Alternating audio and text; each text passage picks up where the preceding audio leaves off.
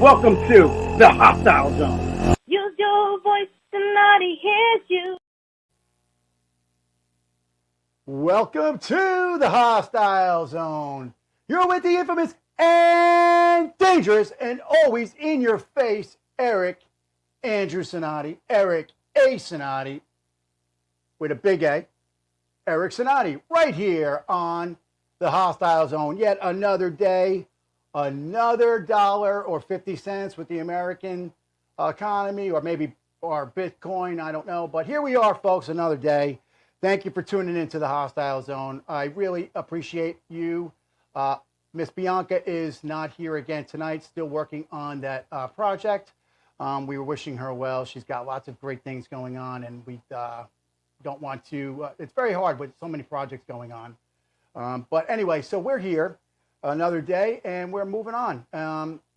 You know, I got to throw out a thank you to everybody again. I highly appreciate that you come to the show, you watch the show, whether you watch it on TV or on social media, you listen to it on your favorite podcast platform, you listen to it on iHeartRadio, or if you're on the FM dial listening to us, or if you're in one of our 54 countries that we're aired in. I thank you. I truly do. We would not be as successful as we have been and accomplished as much as we have accomplished in such a short period of time. We are in our second year, folks, year 2 of the show, and we are very excited about that. Okay, so it is another big news day. As we heard the other show, we were talking about President Biden dropped out of the race, which we kind of knew that was going to happen. We were everybody foreshadowed that, but it kind of jumped in on us in the middle of the show yesterday. So here we are. So welcome to the show, folks. In this episode, we're going to basically be going down the deep dive on a series of pivotal events, starting with President Biden's decision to drop out of the 2024 presidential race. The resulting national security implications and the overall state of the United States in these turbulent times. Because, folks, we are in turbulent times, and don't let anybody tell you otherwise. Okay? Famous quote and relevant quote of the day: the price of freedom is eternal vigilance. The price of freedom is eternal vigilance. Thomas Jefferson. Excellent quote. I think it really calls in everything we're talking about here, everything we've been talking about, everything you see on every mainstream news outlet, every non-mainstream news outlet. Everybody's talking about everything that's going on. We're not going in conspiracy theory conversation, but there is a lot of stuff. There is so much to unpack. I don't even know where to get in. There's so much to unpack. But let's go with Biden drops out of the race. Now, interestingly enough, there is so much controversy and conversation with regard to, who actually helped make the decision for him to drop out. What's the motive behind it? We're not going to talk about that. We're going to talk about what we know to be real, what we know to be relevant for you, me, the American public, and for our national security. And what is the consequences of all of these things that we're going to talk about with America and how we relate geopolitically and on the global stage, and how we relate with all of our counterparts around the world. So on July 21st, 2024, citing personal reasons, he cites that he is withdrawing from the race because he felt that it was more appropriate for him to focus on his position currently as President of the United States, and that he wants to fulfill the final duties of this particular term of office and really heavily focus on completing that term as compared to running a campaign and flying all over the country, pandering for votes and pandering for public support. So you take that on what you will. Is he really, is there a medical concern? Some say there is. COVID was announced. Then we have the potential mental, acumen might be off. His mental faculties might be down. Who really knows? But the polls show something interesting, though. They show very mixed reactions. 45% people support the decision that he dropped out. 40% of the people polled believe that that they are against him dropping out, and 15% are undecided. Now, let's unpack this little piece of information here.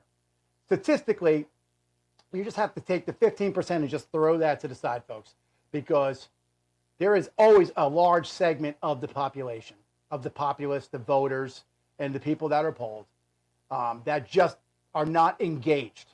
Like I say at the end of every show, they're not engaged, so they're not really knowledgeable. So when they're asked, they're not undecided. They might not just know what the appropriate answer is because they're not engaged, they're not interacting, but I want to say up to speed in what the current situation is and in how this affects them, and it affects everybody globally. Not everybody is tuned in and dialed in to politics as you and I are, and the folks out there that are listening, and this just what it is. So then you have 45% supporting it and 40% against it. You have to look at that on political lines too. Out of the 45% that are supporting the decision, you got to assume that there are political people, Republican and Democrat, that have personal agendas on why they feel it's best for him not to be in the race. And on the 40% that are against him dropping out, there's the same thing. You're going to have a split decision. These are your engaged people that are dialed in. The 45 and the 40%. These are your engaged people. These are your people that are aware of what is going on. They have an idea of what's going on with the current political climate and what is in the current headlines and what is going on situationally in the United States. Out of the 45 and the 40% separating them, you're going to have Republican and Democrat in each one who sees it to be a better mix for them or for their party individually. So when they say 45% are in support and 40 are against, I wouldn't say that it's American John Q. Public is saying for the good of America, they thought it was a good idea, or they were not thinking it's a good idea for the good of America. They might be thinking more in the lines of what's good for their political expediency, for their personal gain, and for the gain of their political, cohorts and their party. So, and polls are an interesting thing. They change on a daily basis. There is some scientific base to it, and we obviously get our polls from some very good polling sources, from university sources, people that are generally not so partisan. So when Mr. Biden, President Biden, withdrew from the race, he did not resign as President of the United States. So let's be clear on that. He still is the President of the United States, and he's intending to complete his term, which will end at the end of next year. And he will turn over, the power to whoever is elected in the upcoming election. He endorsed Vice President Kamala Harris as the person that he would like to see be the Democratic nominee. Now, there seems to be some turmoil amongst the people inside the party that there should be more competition and more, having more of a democratic process of deciding who the candidate will be. Because essentially, let me unpack this for you. Essentially, President Biden went through the entire primary process, and he didn't go to all the primary states. He didn't hit all the states, but essentially, he is the Democratic candidate. But by him pulling out of the race and just handing the torch over to Kamala Harris, Vice President Kamala Harris, he's essentially taking the decision out of the hands of the Democratic Party and the Democratic voters to decide who their candidate for president should be. So this will be an interesting run going into the Democratic National Convention when they actually, those are all of his delegates in the National Convention. So essentially he could turn them over to Vice President Harris, or there could be a contested convention. I don't really know how that's going to play out. Some speculate that they noticed that former President Obama did not endorse Kamala Harris, Vice President Harris, in this endeavor. There are some people saying that there was a phone conversation between Obama and Harris, and she knows that he is not placing an endorsement, and that he believes there should be a more of a competitive process where the people of the Democratic Party get to really choose who their candidate's going to be. There is some serious dynamics going on with that. You also have to lay into question here that one of the other big contenders that would be somebody for either vice president or president is Governor Gavin Newsom out of California. And the problem with that would be is that would be problematic to have either him and Kamala on the same ticket, because both of them are from California. Both of them, he's the governor, and Kamala Harris was the former attorney general and a prosecutor in California. So both of them come out of California. California is a failed state. California has it has the highest rate of people leaving, expat, right out of California, going to other states. You have Elon Musk talking about moving SpaceX out of there over some decisions that are made in California. So it would be problematic to have two people from California on the same ticket. So and you have to look and see who do we think, and who do you think, folks, and who does everybody think is truly going to be the best candidate to beat President Trump. Ultimately, that is what they have to think about as Democrats. Their job as a Democrat during the election is to push for their candidate. Historically, and what you're supposed to do is during the run-up in the election, everybody is contentiously fighting inside the party to become the nominee, and then against the other party, Democrat versus Republican, to win the presidency. Then after the election, then party politics should not really be in play, because it should be about America at that point. It's now what is good for the nation as a whole. Whereas right now with the primary process and all this, it's some influx on we have to worry about our candidate and winning and getting our guy or woman to the next level so they can be president. And that is truly a very in-depth process. And I don't want to fall into a sea-hole and disappearing into a sea-hole trying to explain that. So I hope that if you are engaging and paying attention to the show for the past year, you learned some of that, or you know that already, and I don't have to break that down to you. There are though concerns around everywhere. This is going to be problematic because of the dynamics, because of the primary itself. Like I said, President Biden did not visit all 50 states. He did not hit every primary. So this is a very interesting selection for the candidate for president. I mean, even Donald Trump had people run against him in the primary, and he essentially is a former president as well. And he should, technically, automatically be coming in to not having anybody challenge you. But, it's not your normal presidential campaign. So that's what's been, nothing's been normal in many years. But that is where we are with that. So generally, when somebody is already in office, the party just automatically endorses them for the next term, to run for re-election. It's a very interesting experience because you have two former presidents, one current president, one former president, running against each other at the same time. Does not normally happen that way. You usually have an incumbent versus a new person, a new candidate, or you have two brand new candidates after somebody does their 8 years and gets out, and you have two fresh faces. This is not the case here today. There are national security implications. Concerns over stability and continuity in the United States foreign policy is a serious question on a lot of people's minds. What are the stances of President Biden and Vice President Kamala Harris, and now any of the other Democrats that might be trying to vie for the position, to, if they're going to break up the Democratic National Convention, they may find themselves battling it out at the convention. And is that really the most electorally prudent way for them to decide who their candidate is? I, for one, don't think that is. And I think if it was on the Republican side, there would be a lot of beef and argument with that. So there's going to be arguments on either side. But the fact of the matter is, it is not your normal presidential campaign. But this is not our normal America. We are in ever-changing times. We're also, there's concerns with military and the intelligence community's response to the major political shift.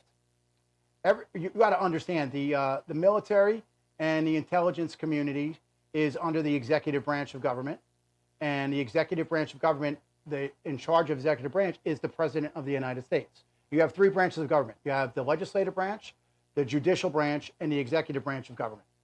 The military and the intelligence agencies all fall underneath the executive branch, which are underneath the power and the thumb of the President of the United States.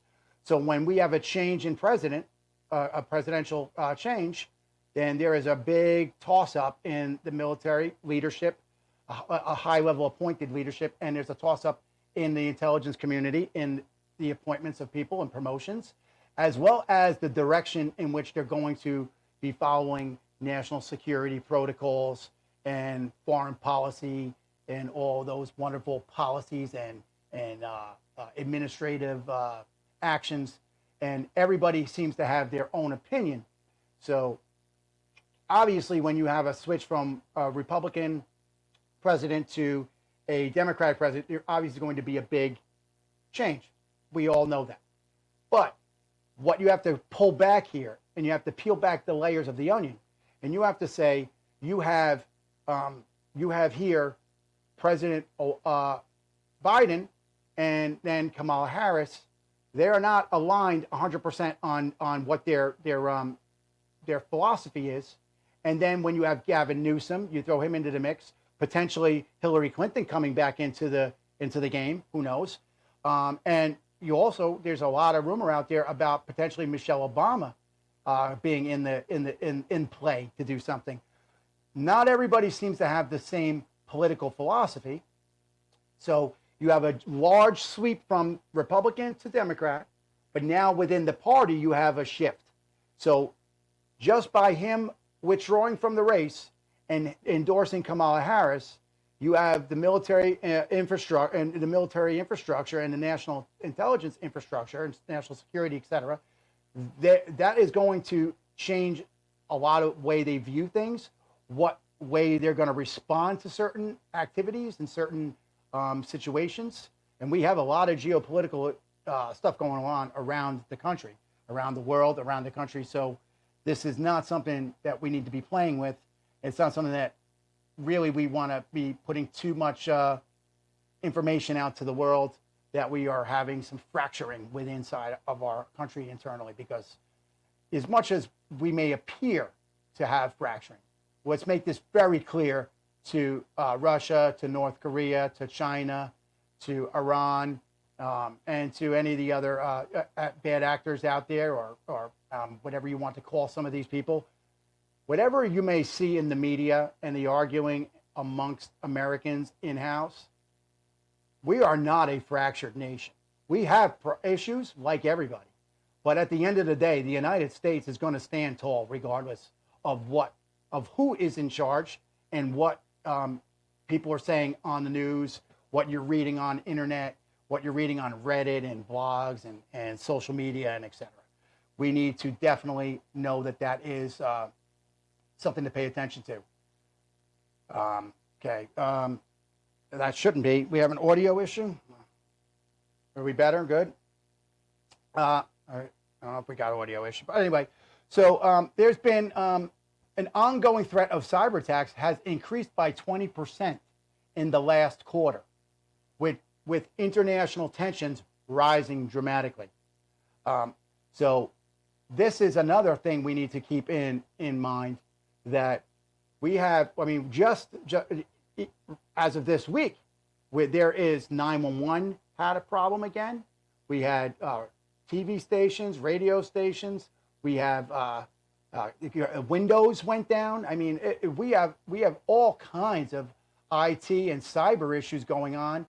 Nobody really knows or is saying who is the culprit behind these actions, these cyber activities. But this is happening, folks, and somebody is seeing what's going on here and thinking that they can take advantage, which I think is a very poor choice on whoever decision it is, whatever nation might be behind, thinking that they can take advantage. Because at the end of the day, America is America, and we're going to stand united with each other. Because when somebody attacks America, you attack all of us.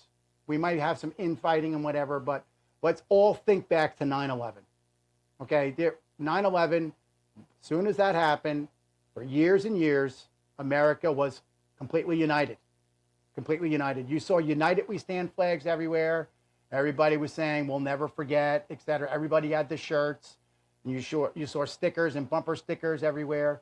So don't forget that, because that incident happened, and the good, hardcore fabric of America, that Constitution on my wall here, that came through to show the world what America is made of. And that is what these people need to be thinking. Because just because they think we got some infrastructural arguments here amongst people, you're not going to take out America. If we're going to look at the state of America, though, we got to look at everything. We have the economic outlook. Inflation at 6%. Unemployment is at 4.2%. Social issues, rising polarization, many protests in many states across the board. We have so many social issues going on. We have an economy that is just like unforgiving. If you look at, this is the issue that people really have to focus on. When you go to the grocery store, you have to look at what you paid for groceries 4 years ago, 8 years ago, whatever. What you paid for gas 4 years ago, 8 years ago. These are the red-blooded Main Street American issues and concerns. Although we have all this stuff going on globally, these are issues that people need to say. We have an inflation at 6%, unemployment at 4.2%. We have public health challenges. We have the ongoing challenges still dealing with COVID-19 and all the variants and vaccination campaigns and arguments and misinformation and disinformation out there. You just don't know what you're reading, where it's coming from, where they're getting statistics from, and their information from. Like I say at the end of the show, you have to remain engaged. We have to remain engaged. If we're not engaged, then we are not understanding of what's going on. Then what good are we? Our job, the government works for us. We put the government in power. We elect these people, and we elect these people based on what they say they're going to do and what their political philosophy is and what direction they're going to lead the nation. So these issues of inflation, unemployment, health issues, vaccination arguments, and all this stuff all comes into play and needs to be at the forefront of everybody's mind. Whenever you're reading things, you have to look and peel the onion back and see, is there an agenda on somebody's idea when they put out a story like this show? Do I have an agenda? Am I giving you information because I am trying to secretly advocate for somebody else, for a philosophy, for whoever it may be? You have to pay attention to that. Now, I assure you that I'm not advocating for anybody. People know what my political standpoint is, but I don't report that on the show here. I give you fair, down the middle, and I give you both sides of the argument, and I let you decide. Not everybody's doing that. So I always say, when you go on and look up information, check the sources and see where the information is coming from, who's putting out the information, and where it was derived. Even when you're reading a poll, make sure that it's coming from a valid source that you truly know is trustworthy enough that you feel confident that the information that they are giving you is truly the real information. There are political and public reactions across the board from people making statements with regards to what news outlets are saying. All the news outlets. You can just pick any one of them. Everybody has a different opinion on whether President Biden withdrawing from the race is a good thing or a bad thing. Everybody has an opinion, and everybody has a perspective. And you have a perspective. I have a perspective. I think that for intelligent people, we all need to look at the perspective of the other person that's coming to you with what they're saying, and you have to take your perspective and their perspective and find somewhere in the middle. And you have to meet in the middle and see, are they aiming it? Obviously, everybody has a direction that they want to. I don't want to say an agenda, but everybody believes in something, and they kind of lean towards that. So you have to just look at where it's coming from. Nobody is 100% neutral. It's always going to be a little spin on something, even if it's not intentional. It just might be a spin because of the way people talk and the way they present, because of what their beliefs are. Your beliefs are very hard to mask. Now, some people pretend that they don't have any and pretend that they are not something that they are or something that they're not. But that the reality is, just own up to who you are. And it's okay to be a Republican. It's okay to be a Democrat. It's okay to be one or the other in media, in the news, in entertainment, or whatever world you're in. It's okay to be that, as long as you identify with that and you report the best of your ability on what you know to be true. And that's pretty much all I can say on that. I don't want to beat up that too much, going on a seahole. But the broader impact on the election, though, this really shifts the campaign strategy across the board, because we were looking at President Biden staying in the race. Well, that's good for him. He's now stepping back. But yeah, if you look at it from President Trump's perspective, we're coming into the heat of the election, right? And he now has to re-gear his campaign philosophy, because it was President Biden, the candidate, until yesterday. So now the whole campaign is changed. Now, Kamala Harris coming in, she doesn't have to change anything. She's going to begin a new journey. So it's new. And for President Biden, he's backing off.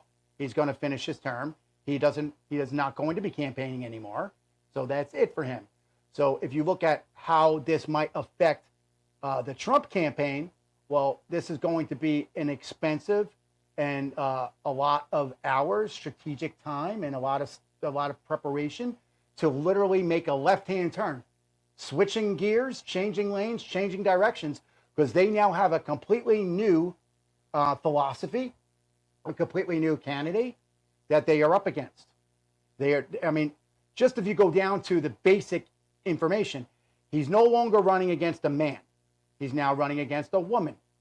He's not running against a Caucasian white individual. He's running against a person of color. He's no longer running against somebody from the East Coast. He's running against somebody from California. So you're talking about so many differences between Biden and Harris that this really is putting a very, very heavy burden on the Trump campaign to kind of catch up. And we'll see how that plays out. The voter engagement and turnout predictions are influenced by the Biden withdrawal. Some people are extremely upset about the withdrawal on both sides of the fence, Democrat and Republican. And are we going to lose the engagement of those voters? Are they going to disengage from the process because they are disgusted by the process? And they're just like, I don't want to be bothered with this anymore. It's kind of like these people that had Trump derangement syndrome, as they called it, or whatever. That people are like, I'm no longer involved in the process because I hate Donald Trump. And they walk away. Or how many people walked away from the Democratic Party and now are Trump people because they saw the craziness that was going on and they left the Democratic Party and became Trumpers because of all this. Well, you have to assume that by Biden withdrawing from this race and then essentially handing off the torch to Kamala Harris, in giving her the torch to run on and say, you can continue on the good fight for president, when that's really not how the primary process works. It's not how it's meant to be. And that really could be the Democratic side of Trump derangement syndrome, because people could be saying, well, all right, we had the Trump derangement, the derangement of Trump coming in 2016 and throwing up, throwing a wrench and a monkey wrench in the gears and, draining the swamp, etc. Well, now with Biden withdrawing, you have a big shakeup on the Democratic side, similar to what the Republicans experienced in 2016, a major shakeup in the party. What happened here? I don't even know what happened. Are we still going? Okay, I guess whatever. So we have so much stuff with that going on, and you have to ask yourself: is there a toss-up that's happening here that we're not really seeing? And when at the end of the day, I guess this is going to play out. I don't want to unpack too much on you here in one episode, but this is going to influence voters for sure. I assure you that is going to be the case. And let's just see how it plays out. I hope, for everybody's sake, that there is not a fractured American system like there's a fractured system inside the parties. Hopefully, everybody can get it together and we can move forward, because we still have foreign adversaries that want to take out America. And at the end of the day, yes, we have to worry about Main Street America. We have to worry about inflation, unemployment, healthcare, all these regular issues that are facing Americans on a daily basis.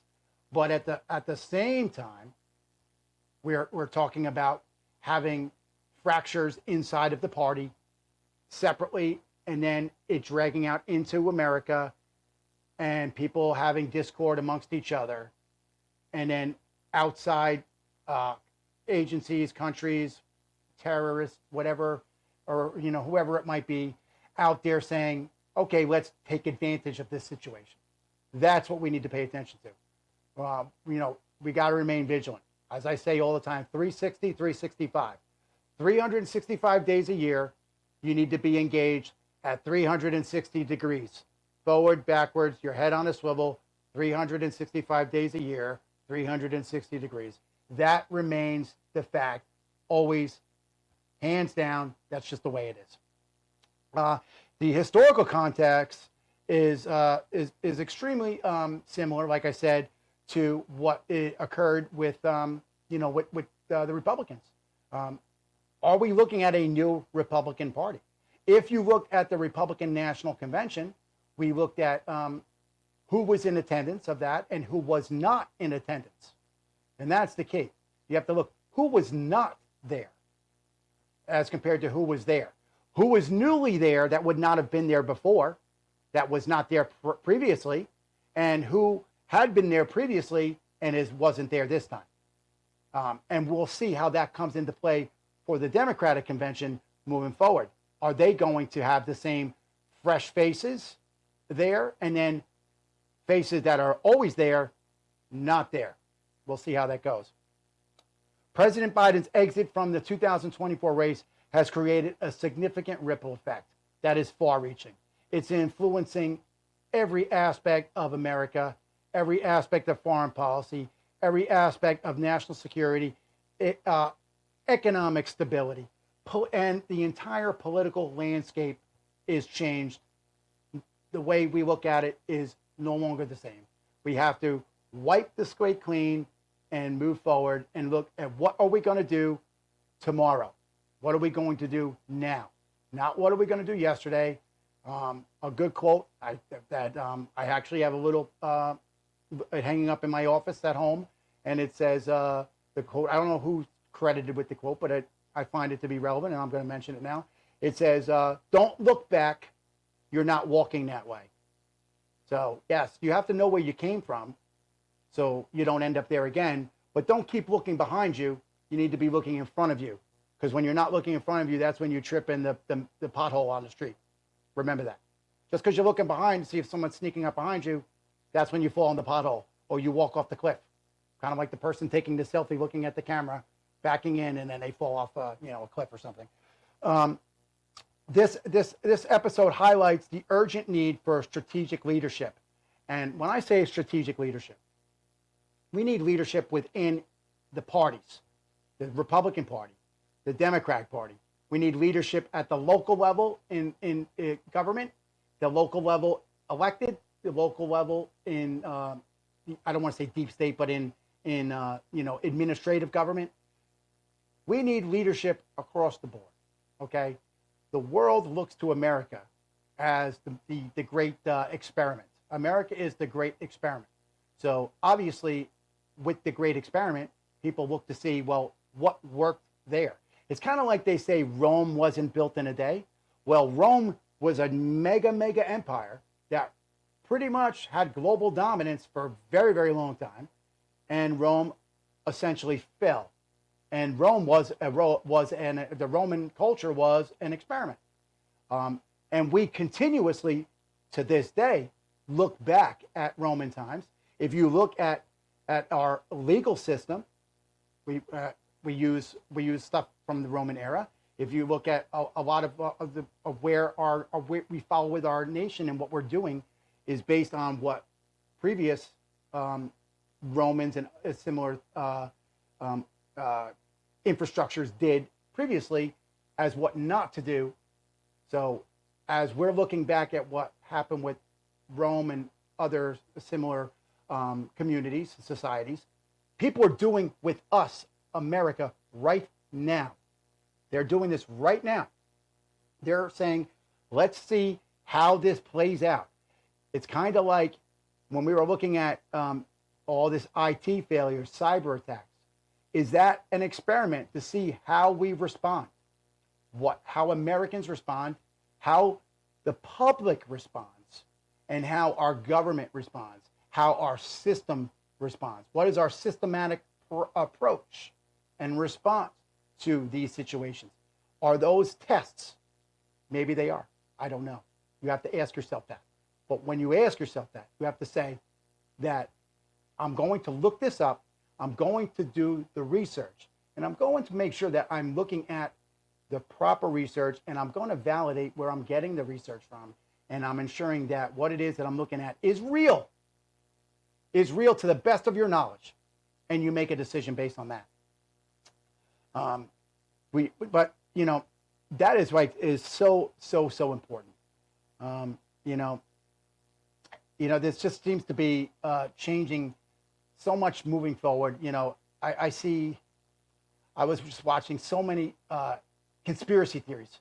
I don't want to say what I was paying attention to today, but I'm paying attention when I'm not on air and filming or recording, whatever we're doing, writing, whatever I'm doing. I'm conducting research, and I'm looking at what other people are saying, what other people's opinions are, and what people's, let's say, I'm air quoting conspiracy theories, what people's theories are of why things are happening and who did what and why is this happening, why is that happening.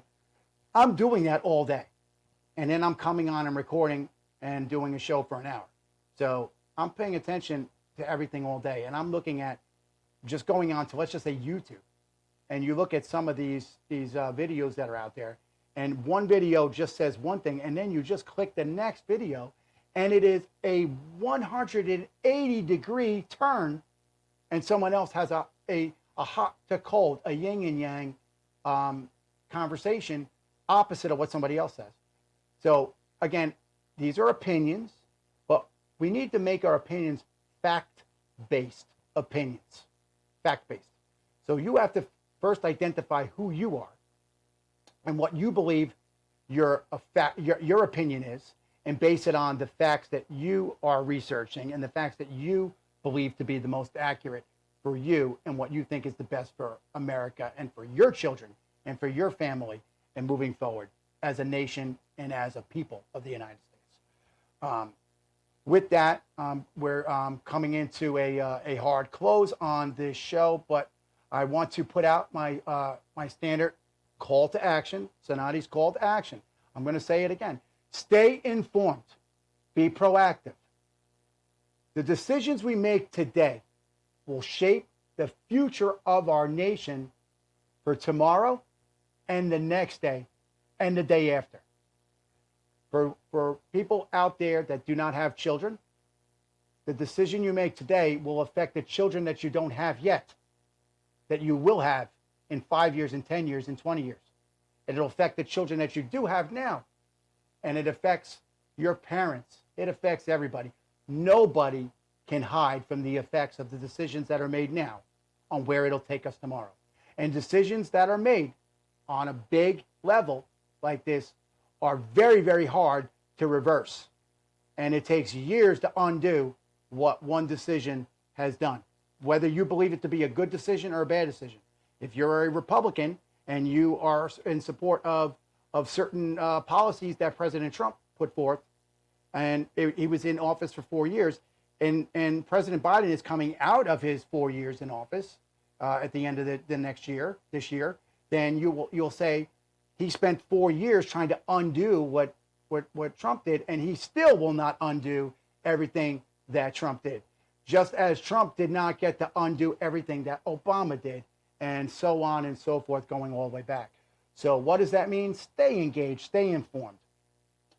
Engage, and when you engage, I'm not saying to engage in a violent way, I'm saying stay engaged. Be vocal. Be vocal, and God gave you 2 ears and 1 mouth. Because why? He wants you to use the ears more than the mouth. Wants you to hear what's going on. Pay attention. That's why you have an ear on either side of your head and just a mouth in one direction. Your ears are more directional than your mouth for a reason. So you need to stay engaged, and we need to move forward and look at where we are. So where are we? We are ready to turn the page on America and move forward. And electorally, this is the year. We have an election coming forward. Whatever party you are in, whoever you believe in, whatever candidate, or if you are a third party RFK, Robert F. Kennedy supporter, which we do have him confirmed as a guest on the show. We don't have a date yet. We will put that out. But I did have a conversation with somebody again today confirming that we will have him on the show. But whatever your choice is, make sure you make a good choice. But let's work together. Honestly, let's work together as Americans and try to we're not going to solve all of our problems, but we definitely need to come together and say, where are we and where are we going? So as of now, Kamala Harris is the presumptive nominee for Democratic nominee for President of the United States. Donald Trump is the Republican nominee for president. And that's where we are right now. No conspiracy theory. That's where we stand right now. That may change. Things change very fast, as we see. The political change is so intense here that I was watching other shows and other people. We can't keep up with this. I can't keep up with this. As soon as I write something and I publish an article or whatever, or I prepare a show, there's breaking news. You can't keep up with it. So just pay attention and stay engaged. And remember, folks, the local level, your municipal government, your mayor and council, your local school board, they are very, very vital and instrumental. And believe it or not, they have a large impact on your life and my life with taxes and a lot of regulations that affect you and Main Street America on a daily basis. So don't always be looking way up to the top and saying the president of the United States, whatever party you believe in, is the reason that we're having problems in the country. No, you have to look at who you elected at the local level, because they set the tax rate. They make the local laws. They make the local policy, and they set the direction of how your community is going to respond to crises and how they're going to respond to change. With that, the show's coming on a hard close. Thank you for joining me tonight on the Hostile Zone. Special thanks to Carrie, my producer, Newsom, my producer, my interns, and always even Miss Bianca C., who's not here today, but we always give a good thank you to her. I thank you too, folks, for tuning in to me every day. I look forward to your emails. I pay attention. The Hostile Zone at bbstalkradio.com. The Hostile Zone at bbstalkradio.com. Eric Cinotti at bbstalkradio.com. Eric Cinotti at bbstalkradio.com. Bianca C. at bbstalkradio.com. Bianca C. at bbstalkradio.com. And always Eric at ericandrewcinotti.com. Historical closeout for the day. Remember, though, to stay vigilant, folks. Always stay vigilant. Historical quote: injustice anywhere is a threat to justice everywhere. Injustice anywhere is a threat to injustice everywhere. Reverend Dr. Martin Luther King Jr. With that, folks, thank you again for coming here. Stay vigilant. The Hostile Zone coming at you every night on your FM dial, on iHeartRadio, your favorite podcast platforms, iTunes. Just Google the Hostile Zone. Production, take us to Miss Bianca bringing us out on the love of the country.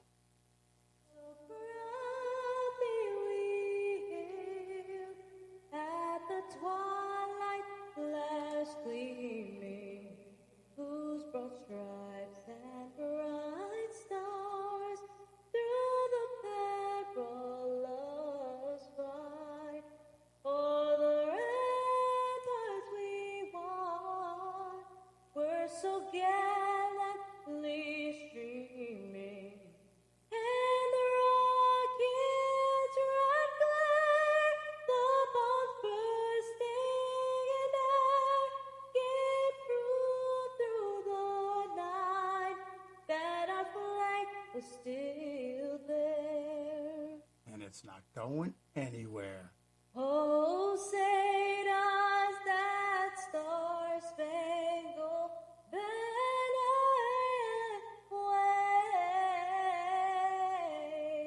for the land of the free and the home of the brave.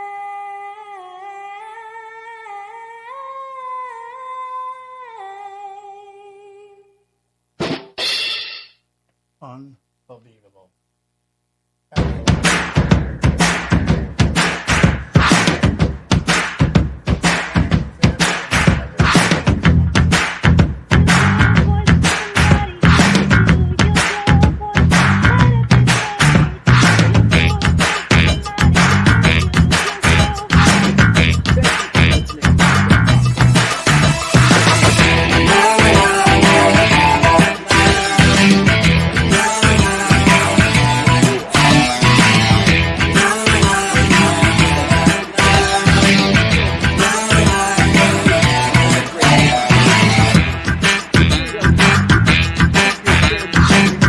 Always love our country. That's right.